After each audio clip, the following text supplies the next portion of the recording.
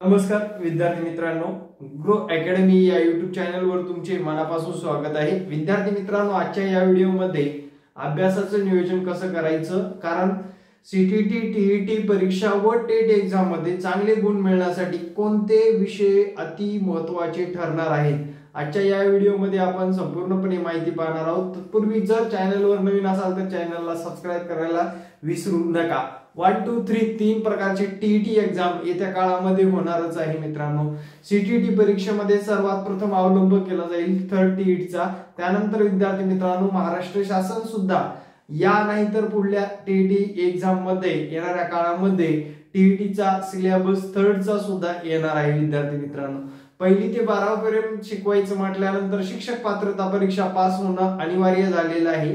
तर त्या परीक्षेची तयारी करत असताना विद्यार्थी मित्रांनो कोणते विषय फोकस करणं गरजेचं आहे ते आजच्या या व्हिडिओमध्ये आपण सर्व माहिती पाहणार आहोत। चला तर मग मित्रांनो, आपण विषयानुसार अभ्यास करायला घेतला तर नक्कीच तुम्हाला आगामी काळामध्ये ज्या काही टेट एग्जाम किंवा शिक्षक भरती सारख्या एग्जाम असतात, केव्हीएस, एनव्हीएस किंवा इतर, त्या सर्व एग्जाम साठी त्याचा फायदा होणार आहे। विद्यार्थी मित्रांनो, जर तुम्ही अजूनपर्यंत grow academy YouTube channel subscribe केलं नसेल तर अगोदर सबस्क्राइब करून घ्या, कारण आपण शिक्षक भरतीची प्रत्येक अपडेट, जे की महाराष्ट्र शासन असू द्या किंवा केंद्र शासन असू द्या, प्रत्येकाची अपडेट आपण टाकत असतो। चला मित्रांनो, पाहू आपण येणाऱ्या आगामी शिक्षक पात्रता परीक्षा तयारी करणाऱ्या विद्यार्थ्यांनी कशा पद्धतीने तयारी करावी। आता विद्यार्थी मित्रांनो लक्षात घ्या, शिक्षक पात्रता परीक्षा महा टीईटी येणारे आहे। विद्यार्थी मित्रांनो, या टीईटी साठी अभ्यास करणारा क्राउड जर बघितला, साधारण 4 ते 5 लाख लोक अभ्यास करत असतात, पण 3-3.5% लोक पास होतात। सर्वांकडे वेळ नसतोय मित्रांनो, तो वेळ काढावा लागतो, त्याच्यात आवड निर्माण करावी लागते। आपण जर कुठल्या प्रायव्हेट सेक्टर मध्ये काम करत असाल तर विद्यार्थी मित्रांनो दिवस बदलण्यासाठी आपणच कारणीभूत ठरणार आहोत। त्यासाठी तो दिवस आपल्याला बदलायचा असेल तर थोडा थोडा अभ्यास करत चला, कारण येत्या काळामध्ये या परीक्षा पास व्हायचं म्हटल्यानंतर आपल्याकडे अभ्यास असणं गरजेचं आहे, योग्य मटेरियल असणं गरजेचं आहे, आणि सर्वात महत्त्वाचं तुम्हाला मार्गदर्शन करणारा व्यक्ती योग्य असला पाहिजे। विद्यार्थी मित्रांनो, आता मी पाहतो प्रत्येक वेळेस प्रत्येकांना माहितच नसतो कोणती परीक्षा दिल्यानंतर आपल्याला पुढली परीक्षा इझी होणार आहे, कोणते विषय आपल्याला इझी करून देणार आहे परीक्षा। या सर्व गोष्टी जर बघितल्या मित्रांनो, तुम्ही एक गोष्ट टार्गेट ठेवा की तुम्हाला शिक्षक व्हायचंय, तुमच्या नावाच्या पूर्वी TR लावायचंय, तेव्हा तुम्हाला विषय निवडताना सुद्धा तसेच विषय निवडायचे, त्या विषयाचा सर्वाधिक अभ्यास करायचे, लक्षात घ्या। तत्पूर्वी जर तुम्हाला कुठलेही मार्गदर्शन हवे असेल तर माझा हा संपर्क क्रमांक व्हॉट्सअप आहे मित्रांनो, या संपर्क क्रमांकावर व्हॉट्सअप करू शकता। 9664840448 हा संपर्क क्रमांक आपला व्हॉट्सअप आहे। आता मी व्हॉट्सअपच का सांगतोय, विद्यार्थी फक्तच कॉलच करतात, त्यामुळे मी व्हॉट्सअप क्रमांक सांगितलेला आहे 9664840448। हा नंबर अगोदर सेव्ह करा, त्याच्यानंतर संपूर्ण व्हिडिओ बघितला तरी चालेल मित्रांनो। आता लक्षात घ्या, आता टीईटी फर्स्ट आहे, आता मित्रांनो टीईटी फर्स्ट आहे, त्यानंतर सेकंड देणारे सुद्धा विद्यार्थी आहेत, आणि काही लोकांचं टार्गेट आहे की टेट एग्जाम सुद्धा द्यायची आहे आपल्याला। आता या सर्व परीक्षा दिल्याशिवाय तुम्हाला पुढे जाताच येणार नाही मित्रांनो। का? त्याचं कारण आहे, तुम्ही जर डीएड केलेलं असेल तर टीईटी पास असणं गरजेचं आहे, तुम्ही बीएड केलं असेल तर बीएड ची मॅथ सायन्स किंवा सोशल सायन्स यापैकी एक टीईटी पास असणं गरजेचं आहे तुम्हाला। सोशल सायन्सचे असाल तर सोशल सायन्सची पास असणं गरजेचं आहे, मॅथ सायन्स असेल पॅटर्न मॅथ सायन्स असणं गरजेचं आहे, आणि इकडे जर बघितलं इकडे सर्व कॉमन विषय आहेत मित्रांनो। टेट एक्झाम वर सुरुवातीला जातो, टेट एक्झाम मध्ये सर्वाधिक मार्क मिळवून देणारा विषय म्हणजे अंकगणित आणि बुद्धिमत्ता आहे मित्रांनो, लक्षात घ्या। कोणता विषय आहे? अंकगणित आणि बुद्धिमत्ता। हे दोन विषय जर तुमचे चांगले नसतील तर तुम्हाला या परीक्षेमध्ये अजिबात मार्क येणार नाही। आता याच्यामध्ये साधारण तुम्हाला 110 मार्क असतात या विषयावर, मग तुम्ही टीईटीचा अभ्यास करताना सुद्धा या विषयाला वगळू नका, असं माझं स्पष्ट मत आहे मित्रांनो। हे विषय अवघड जात असतील तर आतापासून त्याच्या मागे लागा, त्याचा अभ्यास करा, त्याच्या नोट्स मिळवा, त्याचं मार्गदर्शन मिळवा मित्रांनो. लागलीच गरज तर ऑनलाईन क्लास सुद्धा लावा, कारण विद्यार्थी मित्रांनो या विषयाशिवाय तुम्हाला शिक्षक ब्रँड लागणारच नाहीये, लक्षात घ्या. हा विषय तुमच्यासाठी वरदान ठरणार आहे. या विषयावर तुम्ही दुर्लक्ष करूच नका. मॅथ सायन्स असू द्या, सोशल सायन्स असू द्या किंवा फर्स्ट पेपर देणारा असू द्या, या विषयाला दुर्लक्ष करू नका मित्रांनो.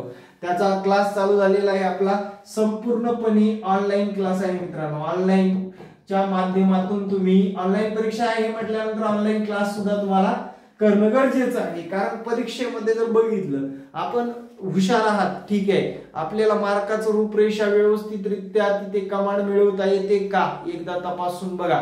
ही परीक्षा इतरांच्या सहानुभूतीवर किंवा कुठल्या सपोर्टने होणार नाही. त्याच्यासाठी लागतो तो अभ्यास तुम्हाला असणं गरजेचं आहे. कुठल्या ग्रुपला जोडलात आणि ग्रुपवर चर्चा केलात म्हणजे पास होणार नाही, किंवा तुम्ही उगाच काहीतरी कधीतरी अभ्यास केलात म्हणून पास होणार नाही. या सर्व परीक्षा जर बघितल्या तुमच्या लेवलला टफ एक्झाम आहेत. या टफ एक्झाम आपल्याला इझी करण्यासाठी आपल्याला रोजचा वेळ काढून थोडा तरी अभ्यास करणं गरजेचंच आहे मित्रांनो. त्याच्याशिवाय या परीक्षा क्रॅक होणार नाही. आता फर्स्ट पेपर वाल्यांनी इथे निवडताना अंकगणित हा विषय निवडावा. आता मित्रांनो लक्षात घ्या, अंकगणित निवडला, इथं आता सोशल सायन्स वाल्याला सोशल सायन्स आहे, मॅथ सायन्स वाल्याला मॅथ सायन्स आहे. यांनी सुद्धा मॅथ निवडणं गरजेचं आहे, कारण त्याचा फायदा तुम्हाला टेट एक्झामला होणार आहे. आता सोशल सायन्स वाल्यांनी सुद्धा आतापासून मॅथ आणि रिझनिंगचा अभ्यास करा, सोशल सायन्स वाले सुद्धा. कारण विद्यार्थी मित्रांनो आपलं टार्गेट टीईटी पास होणं नाही, आपलं टार्गेट आहे टेट मध्ये चांगले गुण घेणं, टेट मध्ये चांगले गुण मिळवणं हे आपलं टार्गेट असलं पाहिजे. त्या परीक्षेमध्ये जर गुण मिळाले तरच आपण येणाऱ्या काळामध्ये परीक्षा क्रॅक करू शकणार आहोत. आता विद्यार्थी मित्रांनो दुसरी गोष्ट अशी आहे, आता त्याच्यानंतरचे विषय कोणते निवडणं गरजेचं आहे मित्रांनो. First language, second language. बघा इथं फर्स्ट लँग्वेजला तुम्ही मराठी निवडलात, आता इथं सुद्धा मराठी निवडू शकता या दोन्ही विषयासाठी. फर्स्ट लँग्वेजला मराठी विषय मित्रांनो, या पहिल्या टीईटीला सुद्धा तुम्ही मराठी निवडू शकता, आणि इथं सुद्धा मित्रांनो तुम्हाला मराठीचं असतं, लक्षात घ्या. महाराष्ट्राला जात आहे मराठीचं असतं, आणि ते सुद्धा 30 मार्कासाठी असतं मित्रांनो. साधारणपणे किती 30 मार्कापर्यंत मराठी विचारू शकतं. ऑफिशियली जर बघितलं मराठी आणि इंग्लिश, आता इकडे इंग्लिश निवडलात मित्रांनो, आता इथे सुद्धा कंपल्सरी तुम्ही इंग्लिश घेऊ शकता. तुम्हाला इकडे सुद्धा इंग्लिश असतंच. त्यानंतर इथं बालमानसशास्त्र आहे, सीडीपी मित्रांनो, इथं पण सीडीपी लागतं, इथं पण सीडीपी आहे विचारले, फक्त याला नाव वेगळं दिले, कल, आवड, समायोजन आणि बालमानसशास्त्र असं नाव दिलेलं आहे. आता हा जर सिलेबस बघितला मित्रांनो, तुमचा हा मिळता जुळता सिलेबस आहे का नाही मला एकदा कमेंट मध्ये सांगा. टीईटीला जो सिलेबस आहे तो टेट एक्झामला आहे का नाही कमेंट करून सांगायचे, कारण याचा संदर्भ या परीक्षेची आहे. याच्यामध्ये तुम्हाला पासिंग मार्क पडल्यानंतर तुम्हाला याची सुद्धा तयारी तेवढं जोमानं करणं गरजेचं आहे, तरच येत्या काळामध्ये शिक्षक होऊ शकणार आहोत आपण. आता या संधी ज्या काही उपलब्ध होणार आहेत मित्रांनो, लक्षात घ्या. आता यातले 3 विषय कोणते निवडायचे, त्या संधी निर्माण कशी करायची, त्याच्यातून 3 विषय कसे वेचायचे मित्रांनो, लक्षात घ्या. याच्यामध्ये जर आपण 30 मार्काचं गणित केलं, याच्यामध्ये मराठी 30 मार्काचं आहे आणि सीडीपी सुद्धा 30 मार्काला आहे. सर्वसाधारणपणे टीईटीचा अभ्यास करताना लक्षात घ्या, आपल्याला 3 विषय टार्गेट करायचे. कुठलेही 3 विषय, सीडीपी करा, मॅथ करा आणि तुम्ही मराठी करू शकता फर्स्ट पेपर वाले. त्याच्यानंतर तुम्ही इथे मॅथ सायन्स बघा, मॅथ सायन्स 60 मार्काचा आहे, मॅथ करा, सायन्स करा, मराठी करा आणि सीडीपी करा. अशा पद्धतीने जर रूपरेषा करून जर अभ्यास केलात तर मित्रांनो टीईटी क्रॅक करणं अजिबात अवघड नाहीये, लक्षात घ्या. म्हणजे या विषयावर आपल्याला कमांड आणायचे. आणि मित्रांनो हा विषय अजिबात वगळू नका. या विषयामध्ये सर्वसाधारण तुम्हाला मार्क चांगले, गुण चांगले करून देणारा विषय आहे. कोणता? CDP, child develop programme. जे काही आपलं बाल मानसशास्त्र जे काय आहे त्याच्यावर तुम्हाला जास्त काम करायचं आहे, कारण इथे आहे फर्स्ट पेपरला पण आहे, सेकंडला पण आहे आणि आपल्याला टेटला सुद्धा विचारलं जाणार आहे. मराठी इकडे पण आहे, इकडे पण आहे, इकडे पण आहे. आणि टेटला टार्गेट करायचं म्हटलं तर तुम्हाला परीक्षाच चांगल्या गुणांना पास करायची म्हटलं तर तुमचा एकमेव एका विषय म्हणजे मॅथ रिझनिंग. ज्या विद्यार्थ्यांचं चांगलं आहे तेच विद्यार्थी टेट मध्ये चांगले गुण घेतात मित्रांनो. साधारण 110 90 मार्काला मराठी आहे, इंग्लिश आहे, त्यानंतर जीएस जीके आहे, असे विषय तिथे डिवाइड होतात. त्यामुळे विद्यार्थी मित्रांनो सीडीपी आहे म्हणजे सर्व 4 विषय एकीकडे राहिले. आणि या सर्व विषयाचा जर विचार केला मित्रांनो 3 विषयावर जर फोकस केला तुम्हाला इथे सुद्धा मार्क पडतील, टीईटी मध्ये सुद्धा आणि इकडे टेट एक्झाम मध्ये सुद्धा मार्क चांगल्या प्रकारे पडतील. आता विद्यार्थी मित्रांनो दुसरी गोष्ट अशी आहे की तुम्ही जर कोणत्या संस्थेवर अवलंबून असाल, तुम्हाला परमनंट करतो, टीईटी पास करा, टेट एक्झाम द्या, मित्रांनो विसरून जा त्या गोष्टी. तुम्हाला परीक्षा पास केल्याशिवाय त्या संस्थेवर परमनंट केलं जाणार नाही. आणि इथून पुढे सुद्धा तुम्हाला त्या गोष्टीवर नजर ठेवून राहायचंय, आपला अप्रूव्हल निघणार नाही. तुम्हाला उगाच ते आमिष दाखवता येईल आणि त्या आमिषाला बळी पडू नका. विद्यार्थी मित्रांनो एक मागे शिक्षक भरती आपल्या हलगर्जीपणामुळे गेलेली असेल तर मित्रांनो आता जरा सुधरा, कारण आगामी काळामध्ये सुद्धा शासनाला गृह विभाग, आरोग्य विभाग आणि शिक्षण विभाग या 3 विभागामध्ये भरती केल्याशिवाय पर्याय राहणार नाही. मित्रांनो त्याचं सुद्धा एक उदाहरण सांगतो, जे की आता सध्या जर बघितलं गुन्हेगारी क्षेत्र वाढलेलं आहे म्हटल्यानंतर गृह विभाग तगडा ठेवणं गरजेचं आहे. लोक कोरोना नंतर सारखंच आजारी पडतात, तो विषय सुद्धा म्हणजे आरोग्य विभागामध्ये सुद्धा शासनाला भरती करावीच लागेल. आणि थर्ड विषय म्हणजे मित्रांनो जे की शिक्षणाचा दर्जा कोविड-19 नंतरचा जो काही बदललाय तुम्हाला सुद्धा माहित आहे.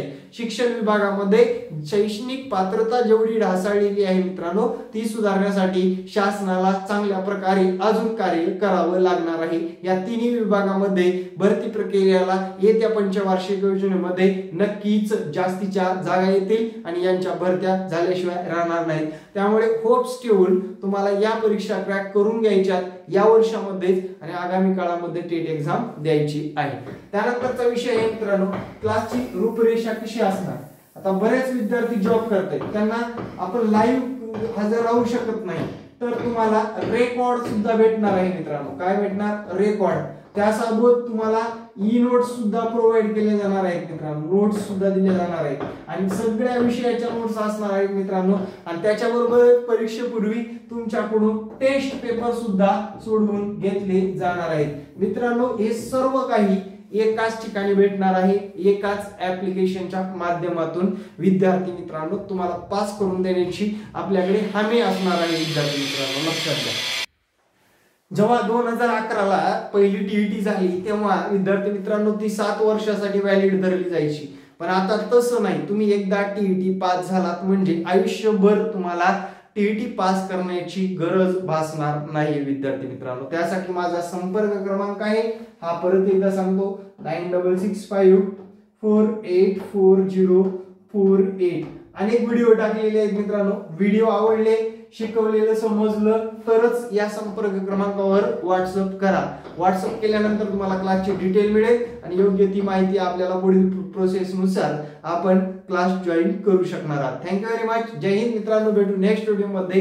जय हिंद, जय महाराष्ट्र. धन्यवाद मित्रांनो. भेटू नेक्स्ट व्हिडिओ.